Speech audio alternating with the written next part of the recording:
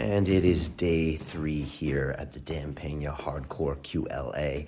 I am off to the classroom. Today we will be doing a lot more of the same that we've been doing up to this week. Actually, it just feels really normal now walking out of a castle every morning. It just kind of feels standard with all my G rides next to me. I could get used to this. Really used to this. So look, a lot of people have been asking me in the comments, what exactly are you doing this week, Brian? What the hell is QLA? And that's a great question, because when I first met Dan Peña about 6 years ago, I didn't know what the hell it was. I didn't know what he was talking about. All I knew is that he's rocking castles, he's rocking rollers and Bentleys and Ferraris, and he's the $50 billion man, and he wrote a book called Your First $100 Million, and I knew he made oil money in the past, and he came to London and crushed it. But what is QLA all about? Well, in a nutshell, QLA is something that Dan reverse engineered based on the successes and failures that he had in his business life. And if you read his book, Your First $100 Million, which in all honesty took me 4 years to read, ever since the first copy he gave me when he first came to my studio, when I was wearing the goatee and the skater pants, I didn't read it. I was just like, what the hell is this? And later I read it and I understood his entire journey, and it just made a lot more sense to me. Exactly what he did, how he made his acquisitions. And QLA is basically this. He is teaching us how to make generational wealth within, say, 3 to 7 years. Generational wealth is something you might spend your entire life doing that might set up your next generation for life.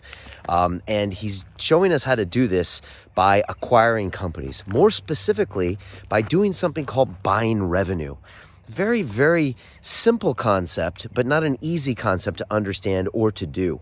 And I'll try to break it down really quickly. And Dan tried to explain this, I think, at the London Real Summit last time. And he's tried to explain it in multiple interviews. But the truth is this. We all know that 90 or 95% of all businesses fail. It's because getting traction and getting to market and proving that your company can do something is so hard. Most of the times you fuck it up in some way. You screw up and you lose all your money and all your effort, and it's over. But if you can get to revenue, say $1 million of revenue, you are one of the few that actually made it. And so instead of trying to start up companies and grow this revenue and fail most of the time, why not go in there and buy someone's company that has $1 million in revenue? Thereby, when you do that, you just buy the revenue. And in a way, you buy all of those failures. And in a weird way, you don't buy the 99 other companies that failed. So you get the cream of the crop. And the idea is to get it using commercial debt. Now, around here, there was a guy named Andrew Carnegie. He's pretty famous. He kicked ass in America. And Dan always says, look, this wasn't my idea. It's something that Carnegie talked about, and that was using commercial debt to buy companies. And that means asking the bank for a loan to buy a company, just like you would ask the bank for a loan to buy a house. And by doing so, you pay them interest payments, and the profits generated by the company pay the interest on to the bank, and thereby you can own it. Now, with a house, as most of us know, they ask you to put some money down. And so with most companies, they would say, well, how much are you going to put in? And if you're buying a $2 million company, most people don't have, say, 20 or 25% of that, $500,000 walking around. And so they say, oh, I can't do this. And they go home and they cry, or they try to start a business. Dan shows you a way with various financial instruments of acquiring these companies. Now, here's the kicker. Once you acquire multiple companies, you start to generate enough EBITDA, which is profits basically before tax, that this company gets big enough to have a higher multiple, which means you can get more times that free cash flow every year when you go to sell your company. So the more of these that you accumulate, first of all, you start creating wealth for yourself, because you are actually going to own 60 or 70% of these companies, even though you've spent no money acquiring them. After a while, these things start off, you might buy them at a 3 times EBITDA multiple, then you might sell them at an 8 times or a 10 times. So not only are you generating all of this quote-unquote free equity, but also at the end, it has this massive multiplier payout. So look, I hope I haven't totally savaged that explanation if Dan Peña is watching, but that is the long and short of it. Now, here's the other part, is that as Dan says, on paper it all sounds simple, but QLA is a motherfucker.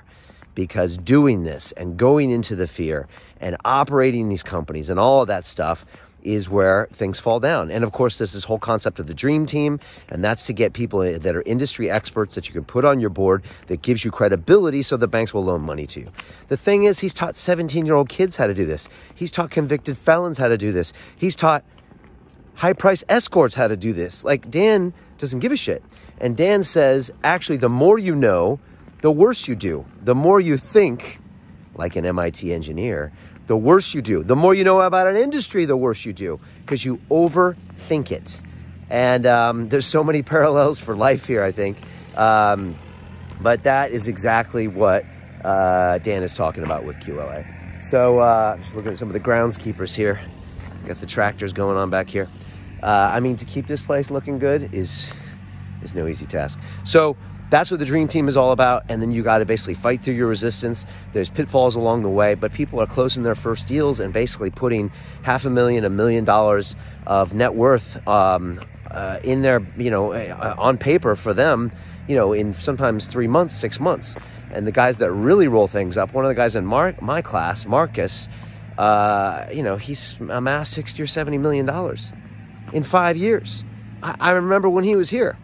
So, that's what we're fucking doing here, if this makes sense. Now, I know we look like, a bad fashion show here, but part of the QL mentality is that we show up and we show up ready to go. So that's what's going on here. So I hope that makes a little more sense. It's a lot of fun to be a part of this. Everyone's really excited. And everyone's here to walk the walk and not just talk the talk. And it's nice to be around people like that. So there you go. QLA in a nutshell. I'll be posting more updates. Hope you guys are good, and hope you saw the boxing as well. All right, peace.